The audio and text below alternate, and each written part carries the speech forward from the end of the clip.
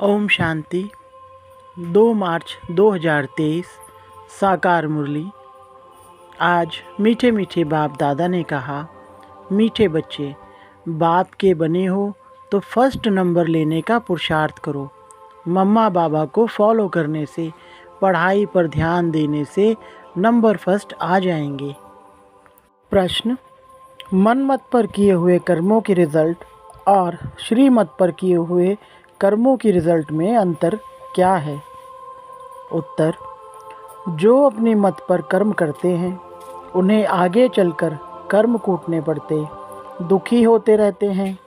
मन मत अर्थात माया की मत से कोई देवाला मार देते, कोई बीमार पड़ जाते, कोई की अकाले मृत्यु हो जाती। यह सब है कर्म कूटना। श्रीमत पर तुम बच्चे ऐसे श्रेष्ठ कर्म करते हो जो आधा कल्प कोई भी कर्म कूटना नहीं पड़ेगा। गीत: तुम्हें पाके हमने जहाँ पा लिया है। ओम शांति। बच्चों ने गीत की 2 लाइनें सुनी, जबकि हमने बेहद के बाप को पा लिया है, तो बेहद के बाप से सारे विश्व की बादशाही हम ले रहे हैं। यह तो बिल्कुल साधारण बुद्धि से भी समझ सकते हैं कि भारत में जब देवी देवताओं का राज्य था तो और कोई धर्म नहीं था, लक्ष्मी नारायण का ही घराना था। जैसे एडवर्ड द फर्स्ट सेकेंड रजाई चलती है ना, वह है यूनाइटेड किंगडम में। भारत में जब लक्ष्मी नारायण का राज्य था तो सारे विश्व पर ही उन्हों का राज्य था। यह मनुष्य भूल गए हैं। अब तुम बच्चों ने बाप को पा लिया तो गोया विश्व की राजाई पाली। बाप खुद कहते हैं, बच्चे तुम भूल गए हो, इस भारत में जब देवी देवताओं का राज्य था, सतयुग था, तो तुम सारे विश्व के मालिक थे। पार्टीशन आदि कुछ भी नहीं था। लक्ष्मी नारायण डबल सिरताज थे। बड़े बड़े राजे लोग भी पूजा करने के लिए अपने महलों में मंदिर बनाते हैं।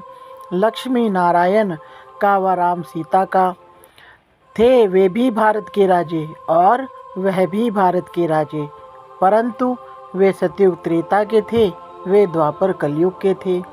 सतयुग त्रेता में लक्ष्मी नारायण राम सीता का राज्य था। फिर बाद में होते हैं विकारी राजाएं।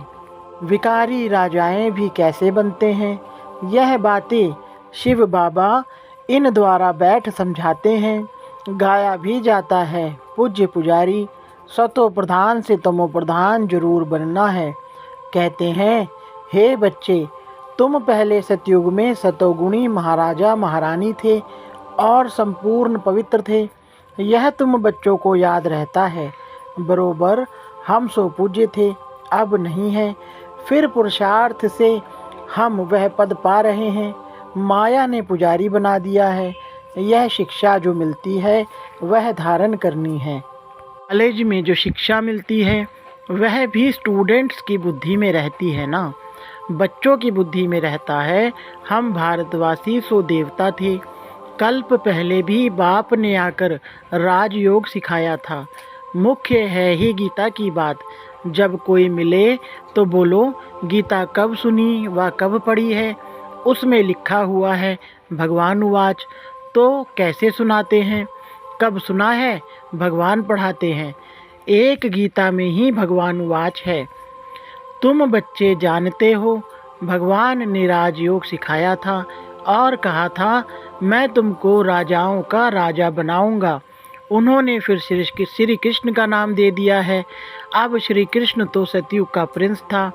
श्री कृष्ण ने यह पद पाया है अपने बाप से। कृष्ण कोई अकेला नहीं था, लक्ष्मी नारायण की राजधानी थी, जो अब फिर से स्थापन हो रही है। तो तुम बच्चों की बुद्धि में यह आना चाहिए, 5000 वर्ष पहले भी भगवान ने ऐसे पढ़ाया था। भगवान नॉलेजफुल ब्लिसफुल है। श्री कृष्ण को नॉलेजफुल ब्लिसफुल आदि यह टाइटल नहीं देंगे। बाप सारी सृष्टि पर तत्वों सहित सब पर ब्लिस करते हैं। सो तो सिवाय परमपिता परमात्मा के और कोई कर ना सके। ब्लिस अर्थात मेहर। यहाँ तो देखो तत्व आदि सब तमो प्रधान है। बरसात पड़ती है तो नुकसान कर देती है, तूफान लगते रहते हैं, यह सब बेकायदे हुआ ना। सतयुग में कोई भी बेकायदे बात होती नहीं जो नुकसान आदि हो। खेती टाइम पर तैयार होगी, टाइम पर पानी मिलेगा, वहाँ कोई उपद्रव होते नहीं। यह माया के उपद्रव हैं जो दुखी करते हैं। माया का भी अर्थ मनुष्य नहीं जानते। अब तुम समझते हो। बाप को कहा ही जाता है परम पिता परमात्मा यानी परम आत्मा। बोलना भी ऐसे चाहिए एक्यूरेट। बाप कहते हैं मैं तुमको ऐसे कर्म सिखलाता हूँ जो तुमको कभी कर्म कूटने नहीं पड़ेंगे। मन मत पर चलने से हर एक मनुष्य कर्म कूटते हैं ना। बुखार खांसी हुई, यह भी कर्म भोग है। देवाला मारा, यह भी कर्मों को कूटना हुआ। तुमको बाप श्रेष्ठ कर्म सिखलाते हैं। जो भी जितना सीखेंगे उतना ऊंच पद स्वर्ग में पाएंगे। जैसे नाटक में कोई तो स्पेशल रिजर्व सीट लेते हैं, फिर नंबरवार सेकंड क्लास थर्ड क्लास होती है। अच्छे अच्छे आदमी नज़दीक में सीट लेते हैं तो पढ़ाई में भी नंबरवार होते हैं। बाप कहते हैं मैं तुमको मालिक बनाने आया हूँ। जितना जो पढ़ेगा, पढ़ाई बहुत सिंपल है, पढ़ाने वाला है निराकार।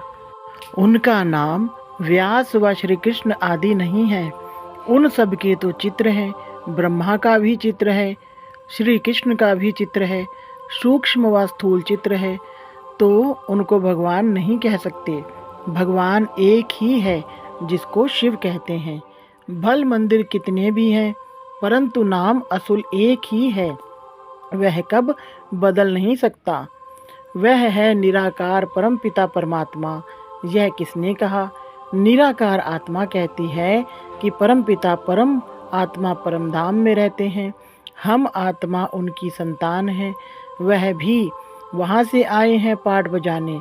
अब एक एक एक्टर की बायोग्राफी तो नहीं बताएंगे, मुख्य की ही बात बताई जाती है। यहाँ भी बड़े बड़े आदमियों की बायोग्राफी बनाते हैं ना। अब सारी बेहद सृष्टि में ऊंच ते ऊंच मनुष्य कौन है? ड्रामा में ऊंच ते ऊंच पाठ किसका है, यह भी समझना चाहिए। हम एक्टर्स को बाप बैठ समझाते हैं। क्रिएटर डायरेक्टर बाप ही है। शिव बाबा डायरेक्शन देते हैं ब्रह्मा को कि तुमको देवी देवता धर्म की स्थापना करनी है।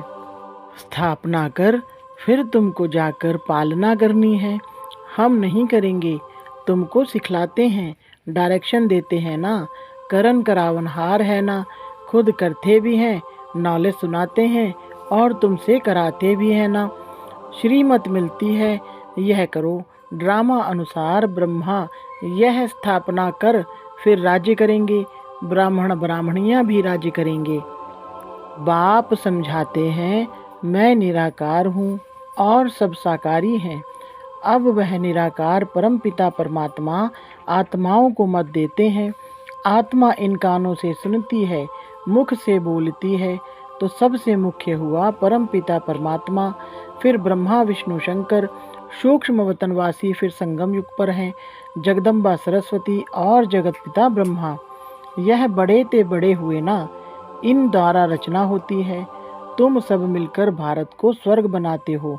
बाप की मदद से तुम मनुष्य को देवता बनाते हो। सतयुग में होते हैं दैवी संप्रदाय। बाप कहते हैं हम तुमको ऐसे कर्म सिखलाते हैं जो कभी दुखी नहीं होंगे। अब सारा मदार है तुम्हारे पुरुषार्थ पर। चाहे बाप का बन फर्स्ट क्लास टिकट लो, सूर्यवंशी बनो चाहे चंद्रवंशी बनो, यह तो जानते हो तुम्हारे मम्मा बाबा सबसे जास्ती पुरुषार्थ करते हैं, सर्विस करते हैं।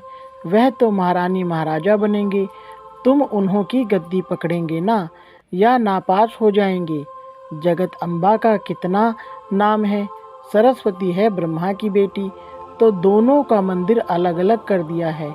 ब्रह्मा का भी अजमेर में बड़ा मंदिर है, वह है जगत पिता, वह जगत माता, जगत को रचने वाले। मुख्य धर्म है 4, फिर तो बहुत छोटे छोटे मठ आदि निकलते रहते हैं, आपस में लड़ते झगड़ते रहते हैं, क्योंकि पार्टीशन है बहुत। जहाँ तहाँ झगड़ा लगा पड़ा है। सतयुग में तो ऐसे नहीं होता।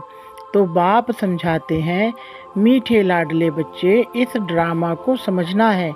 यह तो जानते हैं हम आत्मा परम धाम से आती हैं। गर्भ में चोला धारण कर हम पाठ बजाते हैं। अभी पाठ पूरा हुआ है, फिर यह शरीर छोड़ अशरीरी होकर जाना है। बाप आया हुआ है, शिव जयंती भी है। जरूर शिव बाबा ने आकर अवतार लिया है। उनकी जयंती कब कैसे हुई, शिव बाबा कैसे किसमें आए, क्या आकर के किया, यह कोई नहीं जानते। जरूर भारत को स्वर्ग बनाया होगा। बाप ना आए तो बच्चों को कौन सिखलाए। और सबकी मत है कलयुगी आसुरी मत, उनसे श्रेष्ठ बन नहीं सकते। अब मैं तुमको सुमत देता हूँ और कोई की भी मत पर ना चलो। मैं श्रेष्ठ ते श्रेष्ठ हूँ, जरूर ऊंचा बनाऊंगा। तो वह श्रीमत पकड़नी चाहिए, और कोई की भी मत ली तो धोखा खाएंगे। कदम कदम पर श्रीमत लेंगे तो इन लक्ष्मी नारायण जैसा बनेंगे। उनकी महिमा ही है त्वमेव माताश्च पिता त्वमेव। मैं बाप, टीचर, सदगुरु के रूप में तुमको मत देता हूँ, जिससे तुम ऐसे लक्ष्मी नारायण समान बनते हो। यह ज्ञान तुमको है, तब समझा सकते हो। नंबरवार तो होते ही हैं। तुम जानते हो मम्मा बड़ा रिफ्रेश करती थी, बाबा भी रिफ्रेश करते हैं, तो तुम बच्चों को भी फॉलो करना है। बाबा हम आप से सुनकर औरों को सुनाएंगे। है बहुत सहज। बोलो, भगवानुवाच लिखा हुआ है। भगवान तो है निराकार। तुम जानते हो ड्रामा में यह वेद शास्त्र आदि सब पहले से ही बने हुए हैं। शास्त्रों में जो कुछ है जैसे बने हुए हैं, फिर भी वही बनेंगे। कितनी गुहे बातें हैं, गुहे ते गुहे बातें सुनाते रहेंगे, जो बच्चे समझकर फिर समझा सके। व्यास तो लिखने वाला मनुष्य होगा ना। भगवान किसको कहा जाता है? वह तो सभी का बाप है, श्री कृष्ण नहीं। श्री कृष्ण की हिस्ट्री जाग्राफी तो को भी तुम बच्चे जानते हो। भगवान तो सृष्टि का रचता ठहरा। राजयोग भगवान ने सिखलाया, ना कि श्री कृष्ण ने। तुमको यह नशा रहना चाहिए कि हम यह राजयोग सीख भविष्य प्रिंस प्रिंसेस बनेंगे। बैरिस्टरी पढ़ते हैं तो नशा रहता है, इम्तिहान पास कर जाकर कुर्सी पर बैठ बैरिस्टर बनेंगे। तुम जानते हो मरना तो सभी को है। अभी बाप कहते हैं मरने से पहले पुरुषार्थ करो। इस समय सिर्फ तुम्हारी प्रीत है मेरे साथ। कौरवों की विपरीत बुद्धि थी और पांडवों की प्रीत बुद्धि थी। तो प्रीत बुद्धि वालों की स्थापना और विपरीत बुद्धि वालों का विनाश हुआ। यह है पढ़ाई। पहले तो निश्चय चाहिए कि बाप हमको राजाओं का राजा बनाने पढ़ाते हैं। 5-5 हजार वर्ष के बाद तुमको पढ़ाने आता हूँ। ड्रामा में कोई भी चेंज नहीं हो सकती। तुम जानते हो कि सत्य बोलने वाला एक ही बाप है। बाकी जो सभी मनुष्य मात्र ईश्वर के लिए रास्ता बताते हैं और उनकी रचना के लिए जो बोलते हैं, सो तो सभी झूठ है। मनुष्य समझते भी हैं, परंतु अभी तक प्रभाव निकलने का समय नहीं है, तो देरी लगेगी। ट्रेन तो अपने टाइम पर पहुंचेगी ना। 8 के बदले 2 बजे तो नहीं पहुंचेगी। हम यह पुरुषार्थ करते करते समझते हैं अभी जल्दी स्वर्ग में चले जाएं, परंतु बाबा स्टेशन मास्टर कहते हैं कि फ्लैग डाउन व सिग्नल नहीं है, अजुन देरी है। राजाई स्थापन हो जाए तब तो चलेंगे ना। बहुत बच्चे कहते हैं बाबा यहाँ रहकर हम तंग हो गए हैं। बाबा कहते हैं यह तो तुम्हारा नंबर 1 जन्म है, इसमें तुम्हें कभी तंग नहीं होना है। वंदे मातरम गाया हुआ है ना। तुमको योग बल से सारे विश्व को पावन बनाना है।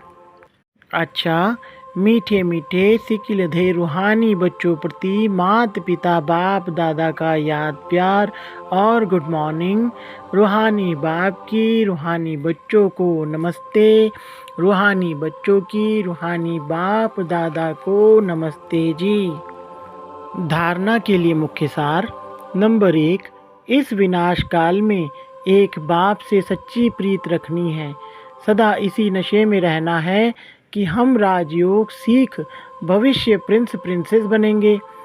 नंबर 2, योग बल से सारे विश्व को पावन बनाने की सेवा करनी है। इस नंबर 1 जन्म से कभी भी तंग नहीं होना है। आज बाबा का वरदान, स्नेह और भावना के बंधन में भगवान को भी बांधने वाले गायन योग्य भव। विस्तार, भक्ति मार्ग में गायन है कि गोपियों ने भगवान को भी बंधन में बांध दिया। यह है स्नेह और भावना का बंधन जो चरित्र रूप में गाया जाता है। आप बच्चे इस समय बेहद के कल्प वृक्ष में स्नेह और भावना की रस्सी से बाप को भी बांध देते हो। इसका ही गायन भक्ति मार्ग में चलता है।